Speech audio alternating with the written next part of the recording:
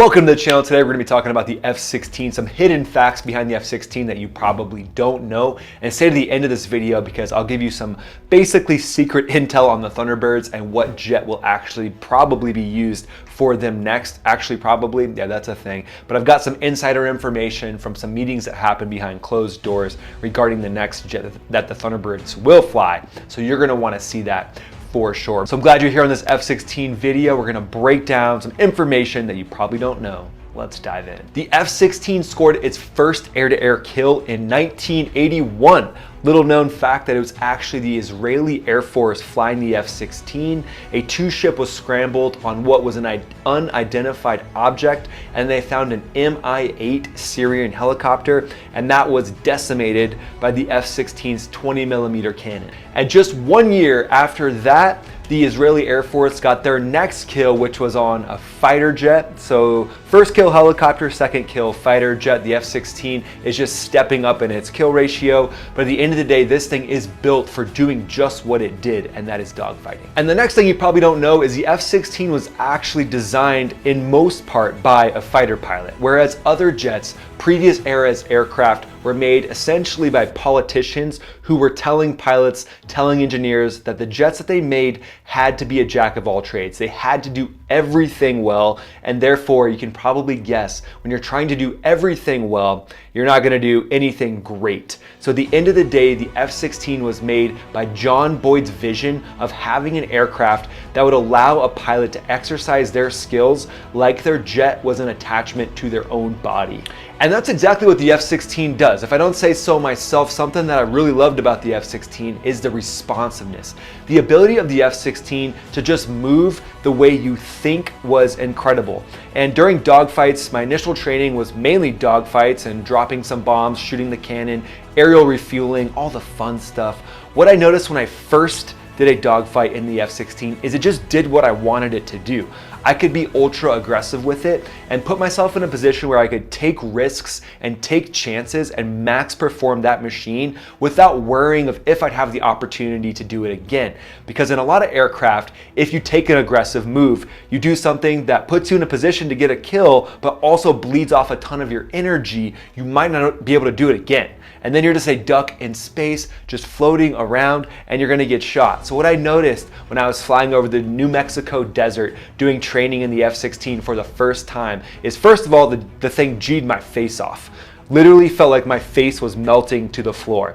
I was flying an F-16 with an upgraded intake, a wide mouth intake, and it just hoovered in air and allowed me to accelerate at 400 knots and 9 Gs. And when I did that in the dogfight, it surprised me, it shocked me, because my vision started to get gray. I started to see gray on the outside, but I could still see right down the snot locker, and that's where I was able to put that enemy aircraft right down the middle of my HUD. Next thing I knew, I was like, whoa, I'm in a position to shoot the gun. So I pulled the trigger, lo and behold, I was in a position to get the kill even when I didn't think I would be. But that's because I was coming from the F-15E, which you could not be as aggressive in. A larger aircraft is gonna make you have to be more patient because you might only get one shot, one move. And in the F-16, yeah, you might only get one move as well. But you're able to get that first move initially and then most likely have a follow-on move because your energy is still gonna be extremely high, or you're gonna be able to dump the nose, over-rotate, plug that thing into max afterburner, let that intake just hoover up all the air in front of you and get another shot. Something else that you might not know is that the F-35 program is actually proving that we need F-16s, because at the end of the day, the F-35 program had some hurdles, it had some difficulties to overcome, and the F-16 filled the space. It filled the space because at the end of the day, a stealth fighter is incredible and we need them. We need them when we're going up against advanced threats. But a lot of times with threats going on around the world, in the Middle East, in Africa, you don't necessarily need a stealthy aircraft. So you can have more cheaper non-stealthy aircraft out there achieving the mission, accomplishing the goals, and filling in the spaces where, let's say you have only the ability to get like 12 F-35s airborne in a specific theater at one time due to lack of availability, maintenance costs, hardware and software issues, things that are just kind of holding that jet back. whereas the F-16 is a time-tested, proven platform where in that same area of responsibility, you may be able to get 45, 50 aircraft up during a given time, and it just gives you the firepower and it gives commanders the ability to reach out and touch the enemy where they might not be able to if they were only relying on stealth aircraft. And the next thing you might not know about the F-16 is it's actually the world's most popular aircraft. It's actually been purchased by 28 different militaries around the world. Pretty much NATO in general looks at the F-16 as the workhorse, and as you've seen recently, the next addition to the Ukrainian Air Force will be the F-16 as well. Now the details of where they're going to get them from are still being worked out, but it just goes to show that the infrastructure, the ease of maintenance, the way that the F-16 just works, it just is there when you need it. It's the workhorse. It just shows that that is why it's the most popular aircraft. And it's also the most populous aircraft. There's the most of these things. There's 2,691 F-16s floating around the world. And it's interesting to note that when these things were designed, designers thought, well, it's got a single engine. And at the time, the jet engine wasn't as reliable as the ones that are in the F-16 now. So they basically built in attrition. They built way more of these things, knowing that they would lose, for example, like 11 per year based on the engine quitting or having a bird hit the engine and having no other option to fire up another motor like you would in the F-15E.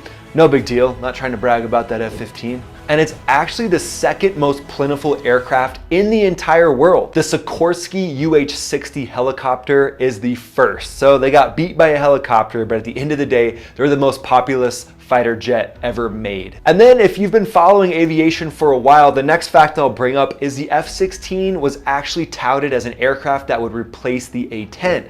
So a few years back when they're talking about replacing the A-10, they basically said, oh, the F-16 will take its place. Now, I feel like they're right and they're wrong. They're right in the fact that, yeah, the F-16 is extremely good at close air support. And when you put a two ship of F-16s up in any theater, they're able to execute the mission in ways that most jets cannot. However, they still can't get down as low and slow enough as the A-10 can. What I noticed with the F-16 is you can put yourself in a really dangerous position doing strafe at those high speeds, and that's just in any high-speed fighter jet. The jet is built for dogfighting. It's built to just turn and burn and not be directly pointed at the ground when you're going that fast. The A-10, on the other hand, is built to be pointed at the ground, to take time, to take in the situation, to determine where the target is, because when you're going down what's called a chute, that's when you're about to strafe. What you're essentially doing is you're acquiring the target. Because as you roll in, you have a rough idea, or you've got eyes on a triangle that's telling you where the target is. That's if you're using a joint helmet mounted cueing system. But as you're down the chute, you have to discern and determine exactly where that target is. And when you're doing that at 500 miles per hour in the F-16, it just doesn't happen as efficient and as well as it does in the A-10. In the A-10, it's like things slow down. It's like you're basically hitting the pause button. You're like, hey, enemy, I'm gonna pause you and find exactly where you are, and then I'm gonna execute the mission. So being able to slow things down when you're pointing towards the ground, getting ready to strafe, it's a huge advantage of the A-10 that the F-16 just won't ever have. But the ability of a two ship of F-16s to execute close air support is close, but a whole different animal of the A-10. So it was touted to replace the A-10 by Congress, but at the end of the day, in my opinion, it's just not gonna do it. The next fact I'll talk to you about is that the US has designed F-16s that can fly without a pilot. Yeah, that's right. These things can be used as drones for training, so they can actually be shot down when you're training or when these things have reached the end of their service life. You can actually use them as drones for practice aerial warfare, but at the end of the day, you could also use them in combat by integrating AI F-16s, automatically driven F-16s with no pilot that could go in first and be what's called the detonator wave. So when you're doing defensive counter air, you're gonna have a wave of jets that first go out there and you lob missiles at each other. So how nice would it be to have your first wave of fighters, let's say in a conflict like the Taiwan Straits, being F-16s that are operated by AI and are built to protect and surround the aircraft that have pilots in them and protect them from being able to be targeted by the first wave during that detonator wave. Having an AI F-16 is an advantage that the US Air Force is capitalizing on. And the F-16s essentially become the perfect platform for that, because there's so many of them. They're so plentiful. So think of a wave of F-16s, let's say like 10 F-16s that are operated by AI going out to do that first wave. And then you've got a force ship of F-35s or F-22s behind them that are essentially watching those F-16s and using them like pawns in a game of chess to take out the first wave of the enemy. I mean, that's a huge advantage that can't be discounted. The next fact about the F-16 that you might not know is that it has become the go-to for protecting the United States mainland. So when it comes to NORAD, defending the skies, North American Aerospace Defense Command, they use F-16s almost primarily. Now there's some F-15s thrown in there, there's F-22s as well, but F-16s are the workhorse. And when you look around the nation, the jets that are typically on call, that are sitting alert, are F-16s. The reason for that is because the maintenance on these things is easy, they're super reliable, and they're cheap. They're cheap to operate. So having those aircraft out there operating to defend the US homeland, it just makes sense. And it shows that you want to have the numbers. You want to have more so you can cover more ground. You can cover more area of the United States. Now, if we're reliant only on stealth aircraft to do that, there's gonna be less of them, less of an ability to have the readiness that the F-16 has. So again, this is just good job security for the F-16. The next fact I'll tell you is that the F-16 Viper almost wasn't the Viper. It was essentially outlawed to call the F-16 the Viper by the brass for a long time, probably because one of the higher up brass came up with the name Fighting Falcon and wanted everybody to call it that. He's like the guy who's like, I know what you want to do, but I'm going to direct you and tell you not to do it. It's like, Dad, why do you gotta ground me? I didn't do anything that wrong. But at the end of the day, the F-16 Viper has become the de facto name for the F-16 and fighter squadrons all around the world. And if you ever see a pilot that claims to fly the F-16 call it the Fighting Falcon, either one, they're messing with you, trolling you, or two, they're not actually an F-16 pilot. You made it to the end of the video. Now that last and final fact that I'll talk to you about, which involves some closed door meetings of the Thunderbirds. And that last and final fact is that during some closed door meetings on the Thunderbirds that I got to sit in on and take part in, I think that most likely, drum roll please, the fighter that will become the next Thunderbird will be the F-16. You're like, wait, dude, the Viper is already working for the Thunderbirds. It's already out there crushing it on the team. Yes, but I think what they might do is they might bring in a new block of the Viper. Maybe the Block 70. That Block 70 can actually be fitted with conformal fuel tanks, which I think would be awesome. And at the end of the day, having those on there might not limit the ability of that thing to operate because of the increase in thrust you can get from a wide mouth intake and just the advancements that have been made in the engines of the F-16. And if I was to request anything while flying for the Thunderbirds, it would have been extra gas without having the big tanks on the wings.